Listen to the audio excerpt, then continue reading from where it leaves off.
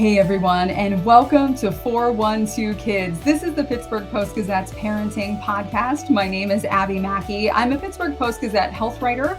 I'm also a registered nurse with most of my experience in pediatrics.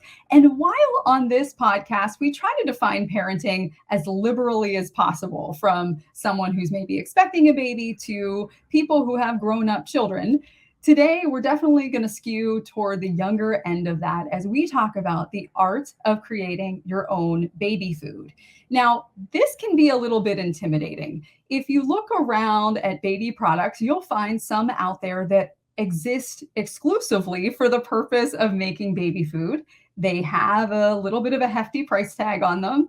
And just the fact that those exist might imply that you need them or that you need all of this specialty equipment in order to pull this off. But we're going to talk about today how that isn't necessarily the case and the advantages of making your own baby food if that's something that's available to you. For one thing, it wasn't that long ago, just last fall, where there was that major recall on baby food pouches that contained lead. Now, that could be rattling around in your head. If you're a family who maybe follows some sort of specialty diet, you're able to control what your baby is eating. It could be economically driven, and that is a huge component of this. You can save a lot of money if you're making your own baby food. You can also eat seasonally if that's something interesting to you. If you grow your own food, if you attend farmers markets, you can reap the benefits of those. And another thing that's super fun and benefits your child, as we'll find out, is that you can create unique flavor combinations. And so we're going to talk about all of that today, informed by two experts from UPMC Children's Hospital of Pittsburgh. I'm going to speak to a woman who has been helping Pittsburghers cook better for decades. She is our food editor. She is my colleague, my friend, and it just so happens that both of us created our own baby food for our children. Join me in welcoming Gretchen McKay. So we're here with Gretchen McKay, our food editor. She's been helping Pittsburghers cook better for decades. And, Gretchen, you probably don't even know this, but behind the scenes, to certain people, I affectionately call you Mom after the story you told me a couple of weeks ago, right? Yeah. And I am old enough to be your mom, sadly. So there you go. But a reader wrote in, right, and noticed that our last names are very similar, so similar that she thought we were mother and daughter. That's right. Here we are. But I'm very proud of you, daughter. So, but she complimented us both, so we appreciate that. Okay, so aside from being like pseudo related, we have the experience of both having made baby food for our kids, but Gretchen's reason why is far more interesting than mine. So tell us a little bit about what was going on in your life when you decided to do that. Well, it's true. I did it before. I think back when I started making baby foods, maybe only hippies did it. But when I was in my mid-20s, my husband and I moved to Hong Kong for his job, and I had a 6-week-old baby and landed there. And of course, this is before the internet. I called home once a week. There was no TV, no food TV, definitely. And no canned baby food, at least not, jarred baby food that I would have felt comfortable feeding my baby. So just sort of out of necessity, it was my oldest son, Danny, when he was, starting deep baby food at about 6 months old. I just had to do it myself from scratch. So, of course, I learned over the years, this is actually a much better way to do it. It's a lot cheaper than buying jarred baby food. In a lot of cases, it's better nutritionally because you can sort of control what goes into it. You can keep out the sugar, you can keep out the salt, the preservatives. And also, it's just a fun thing to do. It's an easy thing to do. And so, yeah, that's how I started. And then I have 5 children. So with all of them, was just sort of the way that I operated going forward. So I think that points to the idea that this isn't as difficult as it can appear, right? Because go ahead. What were you going to say? Not at all. And I mean, people think that, back then, I don't even think I had a food processor. I had just a fork and maybe a potato masher. Since I have, today you can get those tiny little food processors, the small ones. You can Yeah. get food mills. I give every baby shower, I give a food mill and a cookbook for baby food.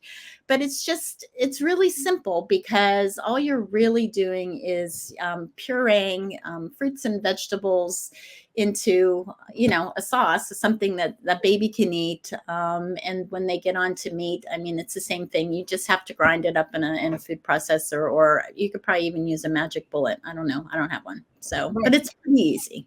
Right. So, but I think the existence of some of those specialty products on the market, and we're intentionally not saying those names because we're not trying to hurt anybody. We're just sort of pointing out truth, right? That just the fact that they exist sort of implies that you need them, but you don't need them because you did it with a fork.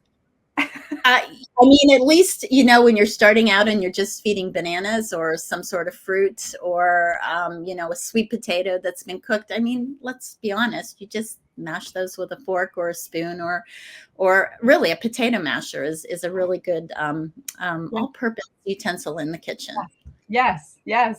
Now, because you did it yourself, you got to Mhm, pick and choose what you mhm. were making. So, did you take advantage of farmers markets, seasonal stuff? Did you make anything that would surprise somebody? I'm trying to think back.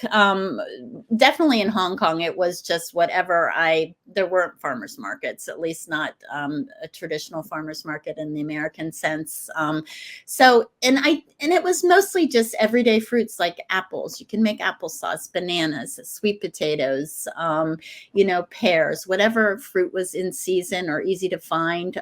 Today, oh my gosh, it would be so much easier to go to a farmer's market where everything is really fresh. It's to the season. A lot of times it's organic. But I mean, just at your local Giant Eagle or Coons or Aldi, wherever you shop, whatever is in season looks good. And I mean, just to the season. Yeah. Now, I think it's intuitive for people to say, this is a good idea because it would allow me to expose my kid to all these different flavors and textures. And that's an idea that applies whether you're making baby food or not, right? Just the Right. idea, I want my kids to experience Thai food or whatever it is. Now, I spoke to two feeding experts that will be in the story that will be live now on post-gazette.com. And they confirmed for us that there is science behind that. It's not just a good instinct, that we know that when we expose our kids to a variety of Mhm. textures and flavors, we really are setting them up for a lifetime of, being more adventurous with their food, which implies more nutrients. That's why Right. we as parents probably care more than anything. Um, but I think that we need to just really quickly, for people who are still maybe feeling a little bit intimidated, step by step, what you did. Pick out a food or two, step by step. You took All a right. potato, and then what? Okay, when my kids were just babies, sweet potato is an awesome example. I mean, you can microwave you microwave a sweet potato until it's done. You could bake it if you want to bake it. You could, I guess, I don't know, I don't use an air fryer. I don't know if you could do that, but you just cook it until it's soft like a baked potato, and you scoop it out of the shell. You mash it up with a fork, and you might add a little bit of formula or breast milk or water, to get it a really smooth consistency. Make sure that it's not too hot. Temperature is really important. And that's all you would do. The same with apples. I mean, you would just cook down an apple in a pan with a little bit of water until it's able to mash it up, and the same sort of thing. When Danny would get a little older, and this is something even my husband loved to eat this, I would mix ground chicken with applesauce into sort of like a paste. So once that they can have a little bit more texture in the baby food, you can do that. Once they're a little bit older, maybe 9 months, you could add a little bit of flavoring. You could add cinnamon to the applesauce. You could add some nutmeg. You could add a little bit of ginger, just to get them used to some seasoning. But it's really, I don't know. I think it's really easy. Mm-hmm. Scramble an egg. How easy Right, is it to scramble? right. So Now, those are good examples. It sounds like you were doing a lot of it fresh, right? Yeah. But Oh, yeah. okay. Well, So you can use of course, you can use frozen vegetables. Frozen is, a good alternative if you wanna feed your, baby peaches in January, so. So I'm thinking too about like if you would want to cook this stuff in batches and then Mhm. save it for later, right? So Sure. one thing that I did, and our feeding experts actually mentioned this method too, is like I would cook this stuff all at one time, and then I would freeze them into ice cube trays. And then you dump the ice cubes full of food, right, into Right. like Ziploc bags or whatever, stick it in the fridge, and then you can, Yep. microwave really quick or allow them to melt on their own time when you're ready to use them. Is that safe? Like, food person, tell us about food safety. Is that okay to do? That's perfectly safe. That just to me, I don't know. I'm cooking every day. Like I said, I had 5 kids, so I was always cooking, Yeah, but I know you can do that. I'm sure that I did do that on occasion. What I know that you cannot do is save the leftovers that you've been feeding your baby, to put that into a jar and feed them later. So you should always start with a small amount so you're not going to be wasting the food, because apparently that's just not safe. There's bacteria that can make your baby sick if you do that. sure, So, sure. Now, not all foods are created equal for this, for sure. Some of them are more complicated. I'm thinking about green beans, for instance. Like, even if you cook them down, then you have the stringy stuff, you kind of have to strain it. So up to the person making it, whether it's worth all of that. But did you have any experiences with foods that maybe really didn't make a great baby food, or even just stuff your kids hated? Because that's fun to talk about too. I just stuck pretty much with the everyday variety of fruits and vegetables that I personally like. Mhm. But geez, I don't know. I just apples, bananas, carrots, sweet potatoes. I'm trying to go through, broccoli. I'm not a big fan of. I'm sure I've done it all at all times because, like I said, I cook a Yeah, lot. right. So, um, Right. and you know what? I didn't do fish other than when they were little. I'm not a fish eater, but chicken, turkey, yeah. So it's just, and of course, you never give a kid honey. I know you because of the botulism possibility.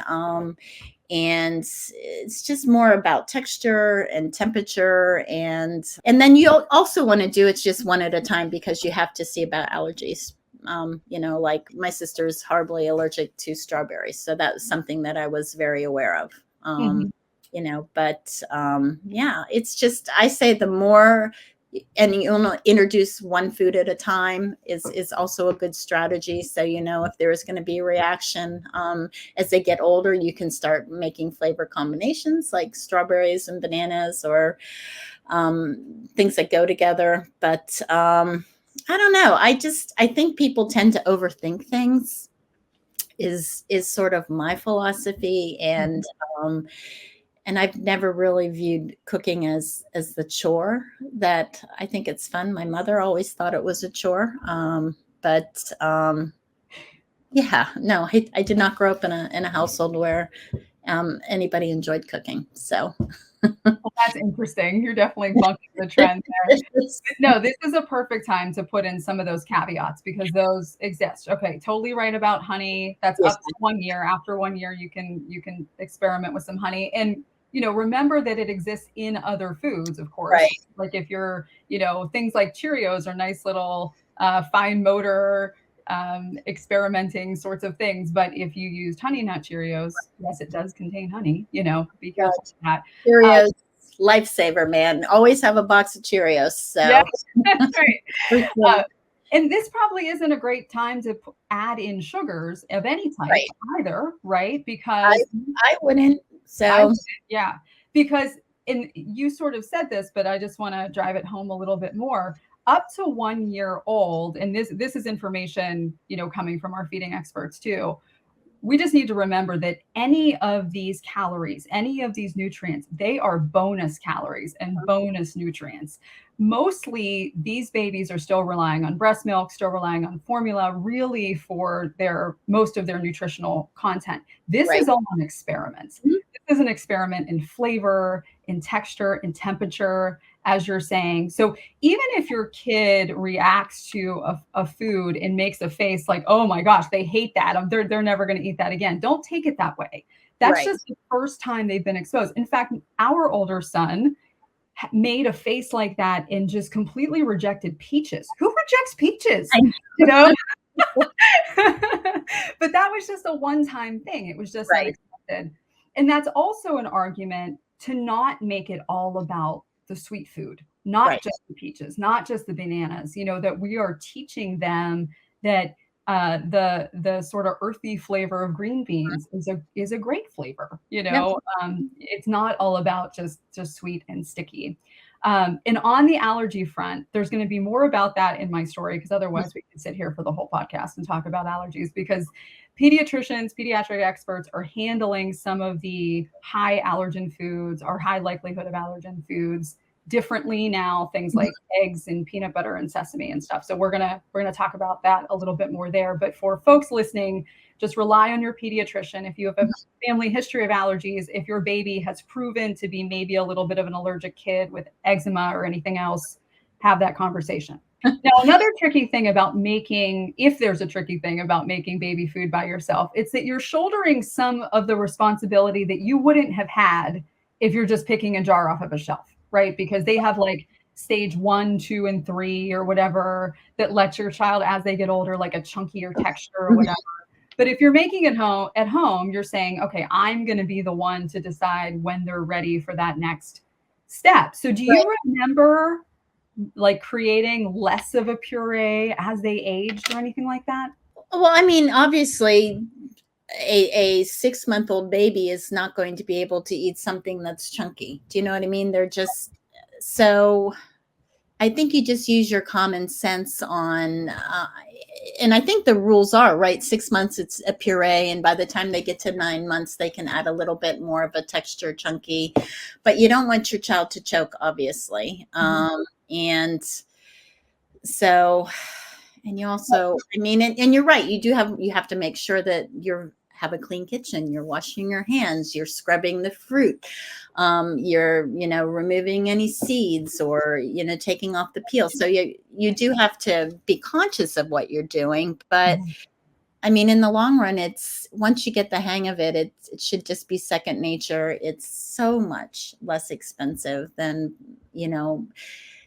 how many times have you opened a jar of baby food and maybe they don't like it, and then you've wasted 60 cents, 75 cents? I don't even know what baby food costs anymore, but it's not cheap. Right. Now, one thing that the feeding expert said that I thought was interesting is when it comes to like the pre-made stages, they don't love the texture of those foods sometimes. And this is something that you can correct by making it yourself.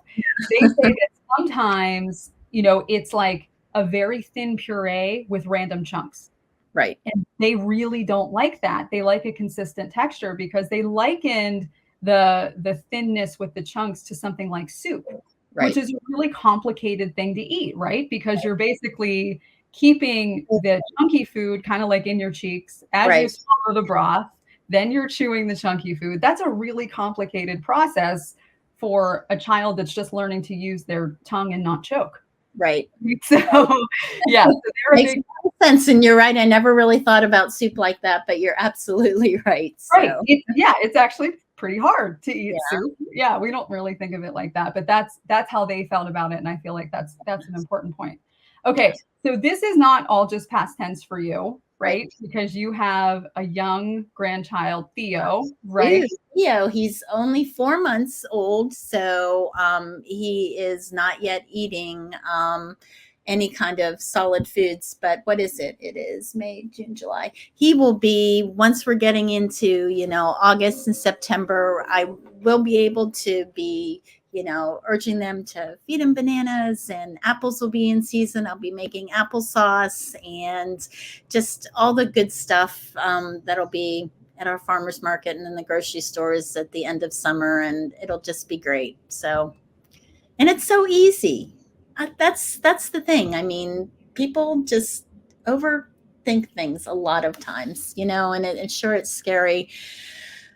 I guess if you're a first time mom and not a everyday cook, but start with something easy like a banana or a sweet potato, and you know, And as you said before, and you're totally right about this, when you start to feed your baby, whether it's from a jar or from something you're making on your own, you're going to do one food at a time, right. right? So we're going Yep. to make sure that this is generally not an allergic kid. We're going to have, our antennae up a little bit more with the foods that people are sometimes allergic to, like stone fruits, like strawberries, whatever it is. But once you experience some of those, and your kid seems to be a child that can generally tolerate a variety of foods, you can start to mix them Yep. together.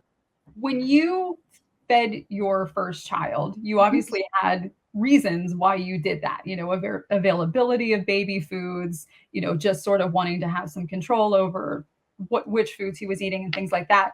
Obviously Theo's not in that position. He's No, here. he's He, here. mom and dad or you could go buy these jars of baby food that's available to you. We have organic baby food. We have all of these things we could get now, but you still like the idea of Mhm. making the baby food on your own. Why is that?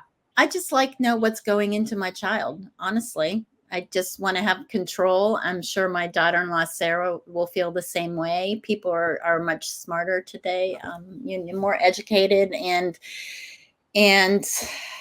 I just want to know what's going into that baby, and that it is, fresh, and that it doesn't have preservatives, and that there's not salt or sugar that they don't need, and also it's just expensive to buy baby food, and I've always thought that kids should be eating what the grown-ups are eating in the family. I was never one Mm. of those moms that made special meals for picky children. If they didn't eat what we had, they didn't eat. So, and it's just fun. I mean, and it's just a fun thing to do, and it makes you feel good to know that you're feeding your child with really good food.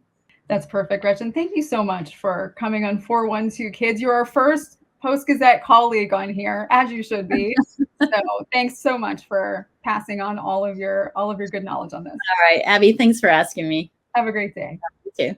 Thank you so much to Gretchen McKay for joining us here on 412 Kids. And here's a tip.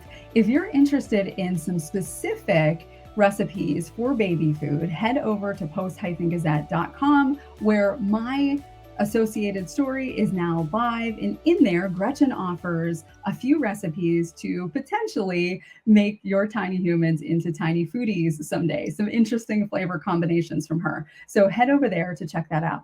Now, our final segment called 412 for You, we're going to kick it off with a way to keep kids active over the summertime. So this is a new initiative from the Great Race called the Highmark Bright Blue Futures Youth Racers Program. And this is to keep kids focused on health and wellness. We're talking about kids ages 6 through 17, and the idea is to get them to run one of the City of Pittsburgh Community Foot Race Series races. Now, one of these has already happened. That was the Greenfield Glide on June 2nd. But there were 3 more opportunities: the Brookline Breeze, the Historic Hill 5K, and the Run Around the Square. All 3 of those happen in August. Now, if your child ages 6 through 17 participates in one of those races and completes it, they can get free registration to the Great Race 5K at the end of September. So if you have a young racer in your life, a young runner in your life, make sure that they're aware of that. Now we're going to give you a heads up on Heads Up Pittsburgh. This is an initiative from UPMC Sports Medicine and the Pittsburgh Penguins Foundation that has been going on since 2010. Every summer, they go out there and they offer discounted or free concussion baseline testing and some educational programs. So this summer, this started on June 3rd. It's going to go all the way through July 31st, and they're going everywhere: South Side, Newcastle, Erie, everywhere in between. And if you're interested in this, if you have a young athlete in your life and you're interested in them having a baseline test so that if you ever suspect concussion, a clinician has something to compare it to, head over to upmc.com/heads up. Now, our last item is a story I wrote about 2 weeks ago, but I want to make sure that you're aware of it. If you have some backyard chickens, I want you to listen to this. So the CDC put out what was basically an alert recently because just since March, 109 people from 29 states, including Pennsylvania, became ill with salmonella after handling backyard poultry. Now, this includes ducks and quail and all of those creatures too, but backyard chickens have become really popular. And so chickens really get the focus in this case. Now, here's why it is part of 412 Kids. 43% of those 109 people were under 5 years old. And so we know how this goes. Having backyard chickens or quail or ducks, they create adorable pictures, right? If your little person is running around back there hugging the chickens, cuddling the chickens, they've really become family pets at this point. But they are dangerous in the sense that they naturally carry salmonella. And so we as human beings need to be aware of that. So the CDC is actually recommending that children under 5 shouldn't handle them at all. And for everyone else, of course, diligent hand washing with soap and water. They say that hand sanitizer is an okay replacement if you need to, but also remembering that anything that has been touched by these backyard poultry animals could also be contaminated with the salmonella. So even if you just are cleaning their area, or if you know that they touched your shirt and then you touched your shirt, all of these things are ways where you could be contracting the salmonella and maybe not even realizing it. So they say that for severe symptoms, we're talking about fever greater than 102 degrees plus diarrhea that isn't improving after 3 days, bloody diarrhea, vomiting that isn't allowing you to hold down liquids, or other signs of dehydration, such as decreased urination. All of these are reasons to check in with a healthcare professional right away. But otherwise, just remember that they might be beloved members of your family, but to remember to wash your hands and to wash your clothes and anything that has touched where they have been.